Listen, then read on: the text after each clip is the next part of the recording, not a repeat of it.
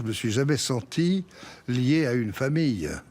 Mes chers spectateurs, derrière le sourire généreux et la carrure imposante de Gérard Depardieu se cache une vérité qui dérange. Une confession inattendue qui, à 75 ans, vient briser le mythe du géant intouchable. Qui aurait cru qu'un monstre sacré du cinéma français, couronné de César, adulé sur les tapis rouges du monde entier, finirait par dresser la liste de ceux qu'il déteste le plus? Je les déteste, aurait-il lâché sans détour, le regard dur, comme s'il voulait soulager un cœur trop longtemps empoisonné par l'orgueil et la rancune. Comment un homme capable d'incarner Cyrano de Bergerac avec tant de poésie peut-il, dans la vie réelle, cultiver la haine avec une telle constance? Cette question, mes chers amis, plane sur chaque mot qu'il prononce, sur chaque silence qu'il garde. Derrière les projecteurs, le génie cache ses blessures, ses humiliations, ses trahisons.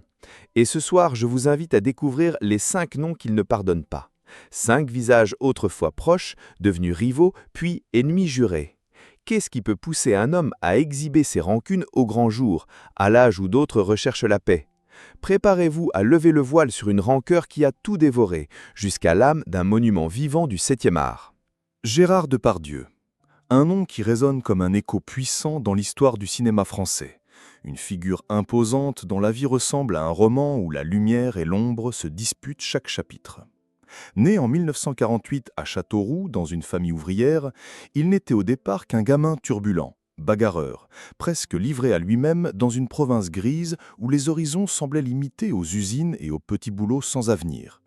On raconte qu'à 13 ans, il se battait déjà dans les rues, qu'il s'évaguait dans les salles obscures pour échapper à la violence quotidienne, aux cris, à l'alcool, à la brutalité d'un père qu'il disait parfois redouter, parfois admirer. De cette enfance heurtée, il a gardé une énergie brute, une insolence presque animale qui allait devenir sa signature à l'écran. Dès qu'il foule les planches à Paris, c'est un ouragan. Les Valseuses, film sulfureux, le propulsent au rang d'icône d'une jeunesse insoumise, provocante.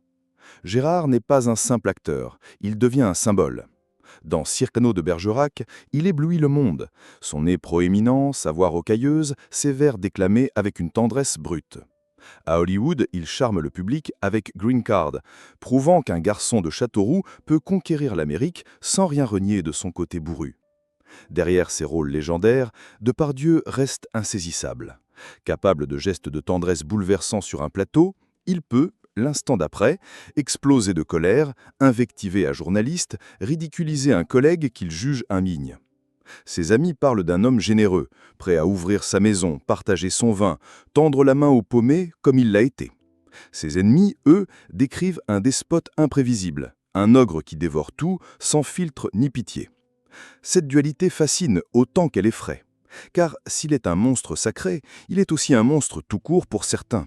Le public, lui, oscille entre admiration et malaise. On lui pardonne ses excès, ses frasques, ses déclarations outrancières, comme si chaque dérapage venait rappeler qu'il reste viscéralement humain, trop humain. Mais au fond, combien de blessures a-t-il laissées derrière lui, sur le chemin de sa gloire ? Combien de collègues, de réalisateurs, d'actrices ont goûté à son amitié avant de sentir le revers tranchant de son caractère incontrôlable ? C'est ici que commence la véritable tragédie de Gérard Depardieu. Derrière les rideaux de velours rouge, derrière les trophées et les ovations, se cachent des noms qu'il ne peut plus prononcer sans ressentir la morsure de la trahison. Ce soir, à travers ces confidences, nous allons percer le mystère de ces relations brisées, comprendre comment l'enfant bagarreur est devenu un roi sans cour, assis sur un trône d'amertume et de regret. Il faut parfois peu de choses pour fissurer l'admiration mutuelle entre deux artistes. Pour Gérard Depardieu, certaines blessures n'ont pas éclaté au grand jour immédiatement. Elles se sont distillées, insidieuses, jusqu'à se transformer en rancune sourde. Prenons Juliette Binoche, par exemple. Elle qui, un temps, incarnait l'élégance d'un cinéma exigeant, a vu son nom mêlé à celui de Depardieu sur plusieurs plateaux, entre admiration mutuelle et rivalité d'ego. Des mots tranchants ont filtré dans la presse, des allusions blessantes sur le talent de l'une ou l'arrogance de l'autre. Jamais un affront direct, pas encore. Mais le ver était dans le fruit. Dans un milieu où chaque mot résonne, la moindre pique devient venin. Richard Berry, lui, n'était pas seulement un collègue. Il partageait autrefois la même fougue, la même faim de reconnaissance. Ensemble, ils ont navigué entre succès populaire et rôle plus discret. Puis est venu le temps des bruits de couloir. Un rôle volé, disent certains. Berry aurait accusé Depardieu de manipuler un producteur pour lui souffler une opportunité en or. Gérard, fidèle à lui-même, n'a nié qu'à demi-mot, préférant laisser planer l'ombre du doute. Depuis, les regards se croisent à peine sur les tapis rouges, un sourire figé remplaçant l'ancienne camaraderie. Et puis il y a Bertrand Blier, le réalisateur visionnaire avec qui Depardieu a signé des chefs-d'œuvre subversifs. Leur tandem semblait inébranlable, fusion artistique que l'on croyait éternelle. Mais derrière la caméra, les tensions couvaient. Des techniciens murmurent encore ces anecdotes où Gérard, fort de son aura, imposait des répliques, contredisait Blier, voire ridiculisait certaines directives. Les disputes restaient feutrées, confinées aux coulisses. Officiellement, c'était la passion du cinéma. Officieusement, Blier aurait confié à un proche qu'il n'en pouvait plus de ce tyran imprévisible. Pourtant, aucun scandale n'a éclaté, pas encore. Ces fissures, ces soupçons, ces rivalités feutrées ont bâti un mur de méfiance autour de Depardieu. C'est ce qui rend son aveu à 75 ans encore plus déroutant, car avant d'oser nommer ses ennemis, il a longtemps laissé ses tensions mijoter, se transformer en amertume pure. Certains disent qu'il jouait avec le feu, qu'il alimentait ses conflits pour mieux se sentir vivant. D'autres prétendent qu'il souffrait, qu'il regrettait parfois ses amitiés mortes de leur belle mort à force de piques assassines et de non-dits. Et au milieu de ces non-dits, plane l'image de l'acteur colosse, capable de faire rire une équipe entière puis de la diviser par une phrase trop cinglante. Car derrière chaque sourire sur l'affiche, il y avait un regard en coin, une phrase tue, un soupçon de trahison à venir. La question reste ouverte, jusqu'où pouvait aller ce jeu d'orgueil avant d'exploser au grand jour ? Bientôt, vous allez découvrir comment ces rivalités latentes ont viré au déchaînement public, laissant derrière elles un sillage de scandales dont le cinéma français se souvient encore. Il arrive un moment où la colère longtemps contenue déborde et se répand comme une traînée de poudre. Pour Gérard Depardieu, ce moment est venu lorsqu'il a décidé de ne plus rien cacher, de révéler au grand jour les deux noms qui cristallisent à eux seuls ses trahisons les plus cuisantes, à commencer par Cécile de France. À l'époque, la jeune actrice est au sommet de sa grâce, applaudie pour sa fraîcheur et sa discipline. Mais sur un tournage qui promettait un duo mémorable, Depardieu, fidèle à son tempérament imprévisible, perd patience devant ce qu'il juge être une insolence déguisée en perfectionnisme.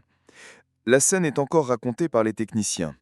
Devant toute l'équipe, il explose, l'insulte, lui reproche de jouer comme une collégienne et finit par claquer la porte du plateau, la laissant en larmes. L'affaire, bien sûr, ne reste pas cantonnée au studio. La presse People s'en empare, dépeignant Cécile comme une victime sacrifiée sur l'autel de l'ego d'un monstre sacré.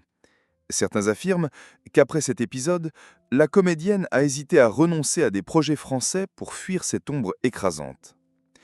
Et puis, il y a Isabelle Adjani, deux égos gigantesques, deux talons à fleur de peau, voués à se heurter.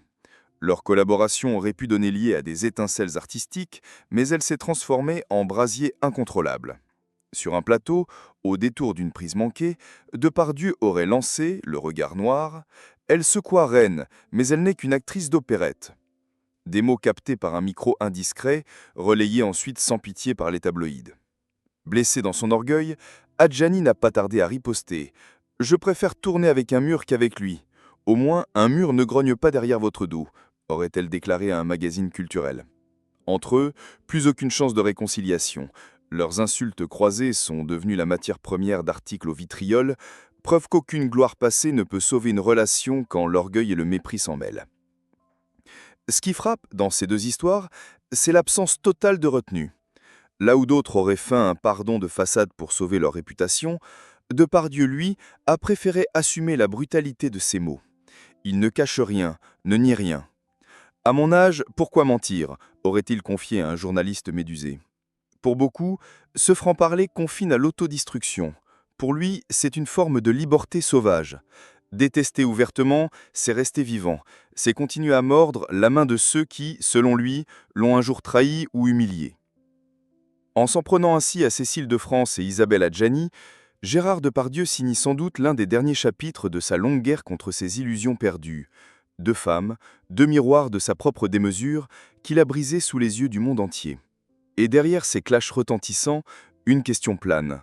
À force de se dresser des ennemis, n'est-il pas en train de bâtir sa propre prison, seul face à ses fantômes? Et pourtant, derrière ces mots acérés, ces portes claquées et ces insultes jetées comme des lames, il reste chez Gérard Depardieu un battement de cœur que personne ne peut totalement éteindre. Quand on gratte la carapace rugueuse, quand on écarte le rideau de fumée de ses provocations, on découvre un homme usé par ses propres excès, hanté par l'idée qu'il a peut-être poussé trop loin ceux qui, un jour, l'ont aimé ou admiré. Dans un entretien filmé à l'occasion de ses 75 ans, on le voit, silhouette massive mais voix soudain tremblante, énumérer ses noms comme s'il se délestait d'un poids trop lourd à porter. Il murmure même « Je les ai aimés, vous savez, à ma façon ». Quelques mots, presque noyés dans un soupir, qui trahissent un regret qu'il ne voudra jamais admettre tout à fait. Certains proches racontent qu'il lui arrive, les soirs de solitude, de revoir de vieux Roches, ces scènes où il riait avec Blier, où Binoche lui tenait tête sur un dialogue, où Adjani, sublime, lui lançait ce regard fier qu'il n'a jamais supporté. Il refait les dialogues à voix basse, corrige une réplique, sourit, puis s'enferme dans un silence épais. Pour d'autres, ces moments de nostalgie sont ses seules portes de sortie face à un monde qui l'a rendu hostile, de peur de trop s'y attacher. Car le paradoxe est là, plus Gérard Depardieu accumule de succès, plus il se sent trahi par ceux qui gravitent autour de lui. Comme s'il fallait détruire toute complicité avant qu'elle ne se retourne contre lui. Et pourtant, au détour d'un dîner, on raconte aussi qu'il est capable d'un pardon inattendu. Cécile de France aurait reçu un bouquet de roses sans un mot, un geste minuscule, presque dérisoire, mais qui disait tout. Adjani, de son côté, n'a jamais répondu à ces rares tentatives de réconciliation, préférant garder son silence comme une barrière infranchissable. Peut-être est-ce mieux ainsi. Après tout, comment reconstruire un pont réduit en cendres par tant de phrases assassines? Il reste ce vieil homme, plus massif que jamais, mais un peu plus fragile qu'hier, adossé à sa légende et à ses ennemis. Ceux qu'il ne pourra plus jamais inviter à sa table, mais qui continuent de peupler ses souvenirs, comme des fantômes bien vivants. Et au fond, dans un demi-sourire amer, Gérard Depardieu sait qu'il n'est pas seulement l'ogre de ses histoires, mais aussi la victime de sa propre férocité, car pardonner, c'est reconnaître qu'on s'est trompé. Et pour lui, l'orgueil est peut-être la seule armure qui lui reste contre les regrets. Alors, mes chers spectateurs, face à cet homme immense, usé par ses batailles et ses mots trop lourds, une question nous hante. Faut-il vraiment garder la haine jusqu'au dernier souffle pour se sentir encore vivant? Gérard Depardieu, à 75 ans, a nommé ses 5 ennemis comme on avoue ses blessures, ses colères, ses trahisons et peut-être ses propres fautes. Derrière la grandeur de ses roules, derrière ses rires tonitruants et ses bras qui étreignent le monde, combien de silences mal refermés continuent de lui ronger l'âme? Et vous, chers amis, si vous aviez vous aussi à citer ceux que vous ne pouvez pardonner, le feriez-vous? Est-ce un acte de courage ou le signe d'une solitude qu'on ne sait plus apprivoiser?